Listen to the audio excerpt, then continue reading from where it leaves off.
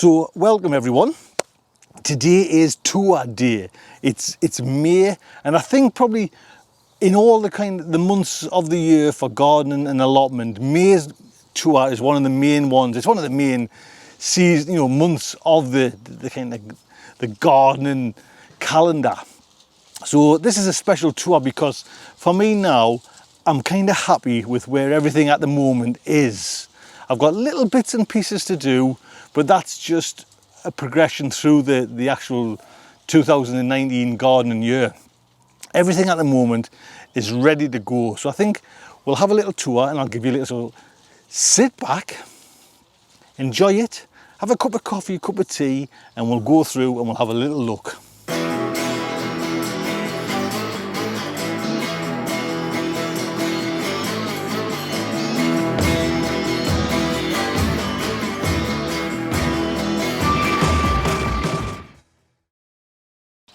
First off then is my garlic in this part of the bed, and if I'm truthful, I'm a little bit disappointed with it, and I think it's probably the soil itself that's causing this, or this location. Because you can see, excuse my shadow, there's all different sizes. They're so like ununiform. You've got some really nice tall looking ones there right next to, look at this little dinky thing, you know what I mean? And actually, I'm not even going to bother. That's it, look at that. Total waste of time, to be honest. So there's another one. I'm going to pull that bucket as well. So I'm a little bit disappointed with that. Other garlic on other parts of the allotment are looking great, but for one reason or another, this one's not doing so good. So my chard is tremendous at the moment. I'm really pleased with it. I mean, some of it you can see is going to seed. It is last year's batch, but it was Joyce that mentioned trim it right back. Now I think I trimmed both back, I can't really remember, and it's gave like a second flush, which is ideal. And we are eating this to the point where I've got to calm myself down. Do you know what I mean? So I've got some more garlic, which I'll show you there, but this is how at the moment this is getting pillaged to the point of I'm nearly using up too much, and I'm nearly using the leaves that are kind of going to seed as well, and I don't want to on them. I mean, I've mentioned just in the last video with regards the Brassicas, everything seems to be okay. I mentioned that if I was going to, I would lower all this down a little bit lower, but I'm not bothered about that. But this one, as I mentioned the other day, took a bit of a hammering, but I'm going to be using, my biggest concern is, when the butterflies come, and I'm using what Charles Dowden's was using last year. I don't know if he's using it this year, and I forget the name, to be honest, but it gives the caterpillars indigestion rather than killing them, rather being like a pesticide. So I'm going to try that. So after these two brassica beds, you're coming into me. These were me winter Japanese onions, two varieties, and I've got them named, but I can't pronounce them. Planted these in October the 1st, 2018. So there's a heads up for anyone. Sensal, is that how you pronounce it? So two varieties, and what I have noticed though is I am getting the odd one that's flying to seed at the moment, and I think that's more that because it's winter onions than anything else. But there's still there's some of them looking nice, and I did use them. There's a nice one there.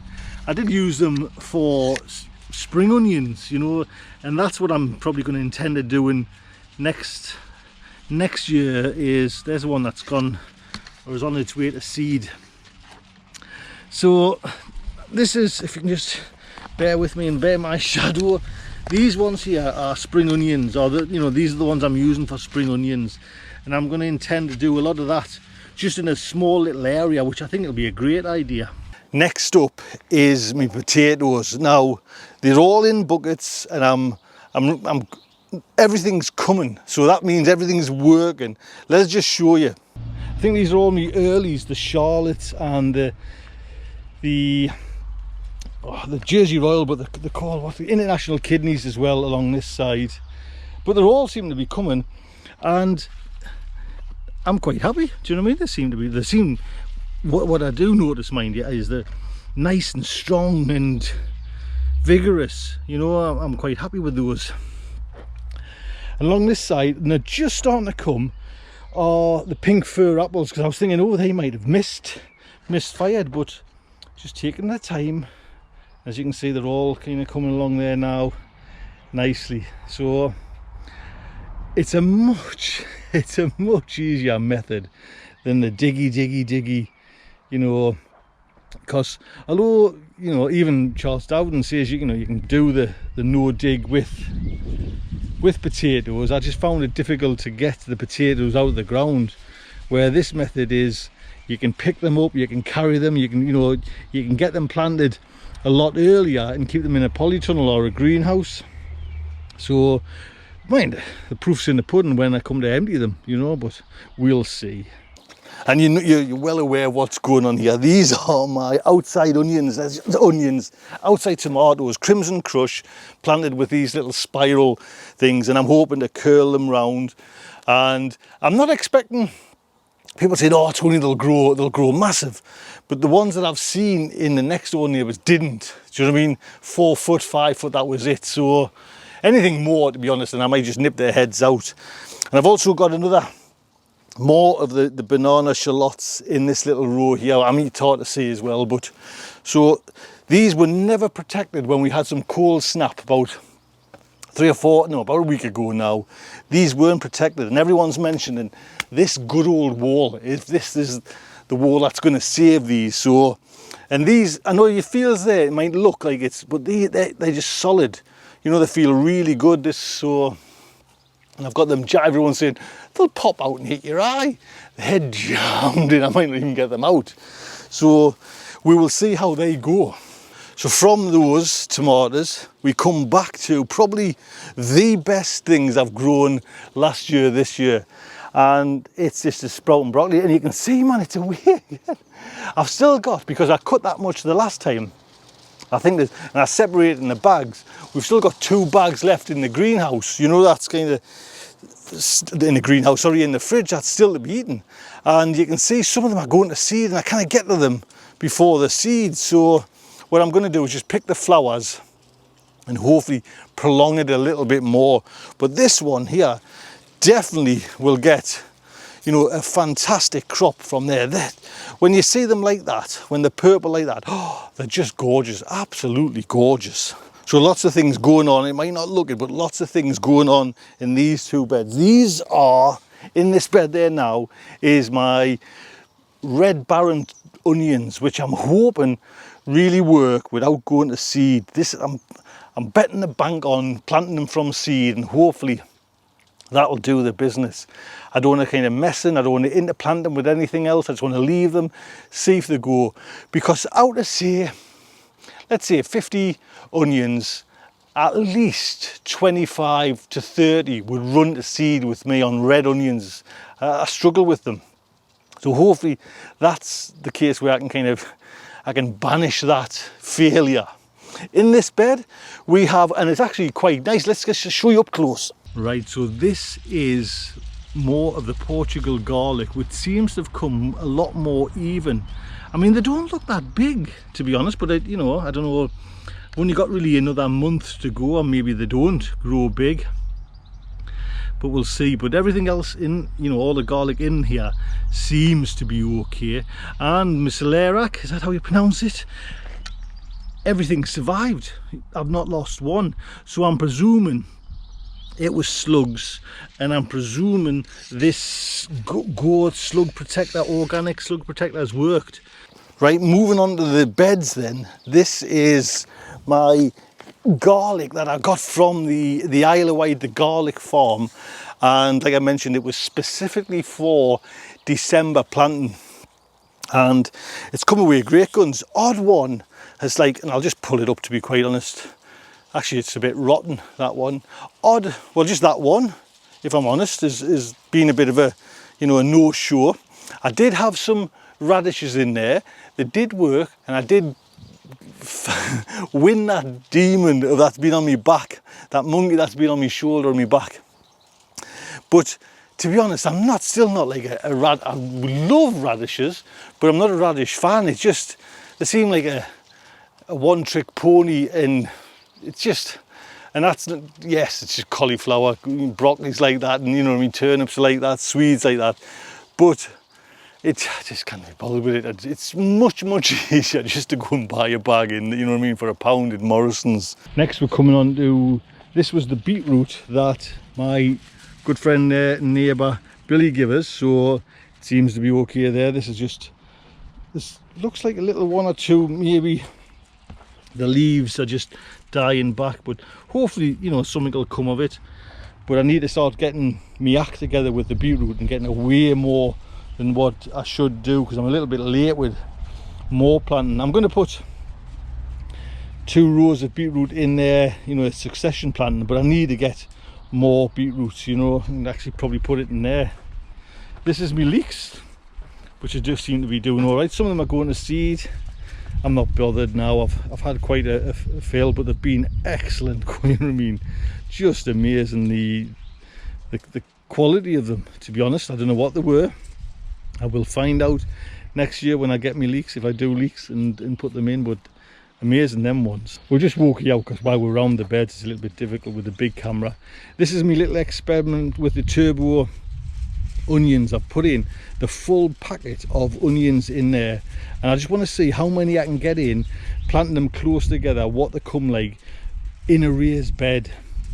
If I was in the open soil, you know, no raised beds, obviously I would plant them probably 2-3 times as far apart, but with this raised bed I just want to see what they'll go like, you know, just to make sure everything's okay there. Then we're going on to the Crimson Crush part 2. This is my tomatoes for outside, looking all right. The last video, like I say, I bottled it and I covered them with fleece, but now we're in the kind of, we're in the height, there's summer nearly, man, for God's sake. So we'll see how they go. Down the bottom we have, I've got some 3 cucumber there and some more of the, I'm banking all my money, all my space on my banana shallots. I know you can't see them, they're very tiny, but hopefully they'll come and everything will be okay. Got some chard in there which I grew from seed. I planted that on the 30th of March, so that's 1 bed of chard, but I want to get some more in. I want to kind of get this just going over and over, the chard, because we are actually loving it, you know. Right, this is, I've got, nothing seems to be happening, to be honest. I don't know if the seeds were dead, but I had 3 rows of carrots in there and not one, and I planted them about a month ago, 30th of March. So I don't know if they're just dead or something, but I'll get some more in hopefully soon. Now I planted as well some beetroot seeds, so maybe it was just too cold to get them away, but there's beetroot seeds in there, as well as that Lollo Rosso lettuce. But to be honest, I'm trying to cut back on the amount of lettuce we grow. It's just a faff, you know what I mean? It's a bit of a faff picking it and washing it and then, you know, storing it. So I'm not doing over the top with lettuce this year.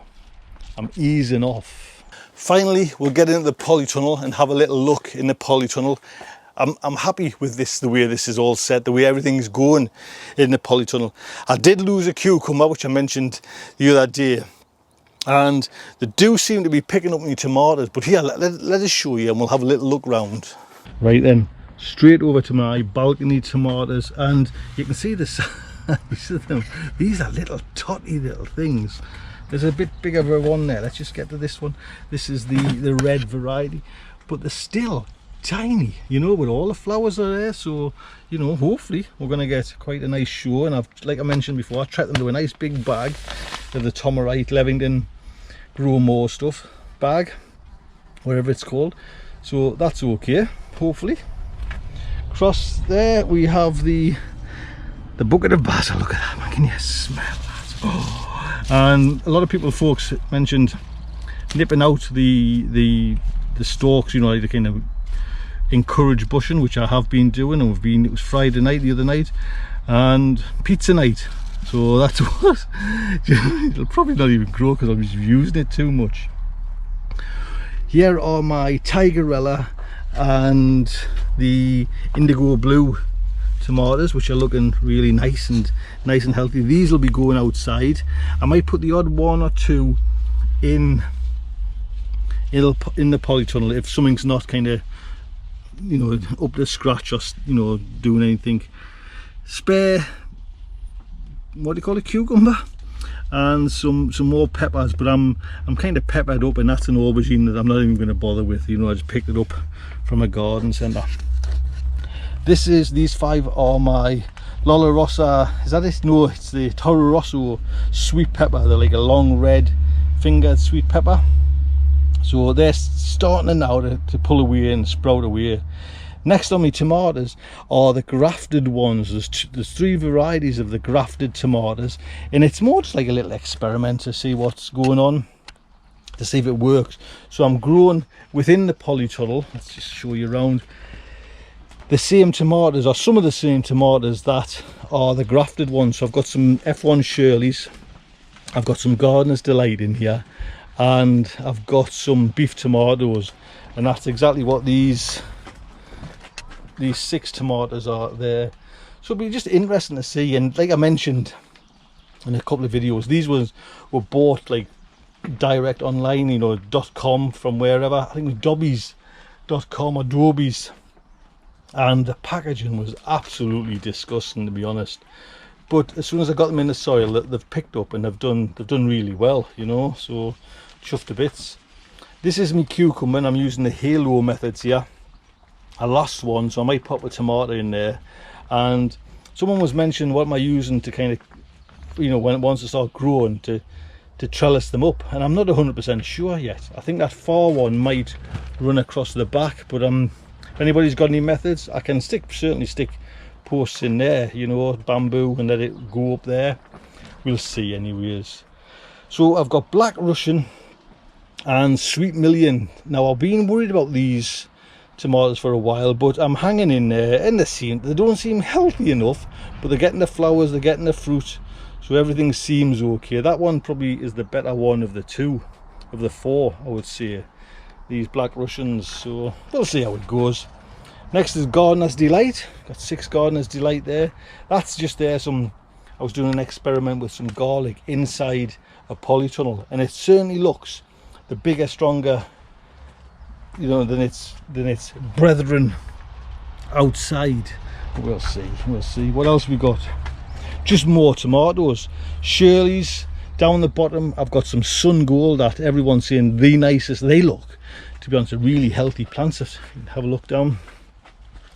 Really healthy there, them plants there, them back 2, 4, 6. You can certainly tell the difference on them. They look really excellent quality. They're my Sun Gold ones, which when I first planted them and swapped pots, they kind of fell over straight away, but they're all looking nice there now. Again, this row of garlic is the UK garlic, and this side was the Portugal garlic. So there's a little experiment going on there as well. Over in the corner, it's all bloody wooden bamboo post there now, is my hot wax.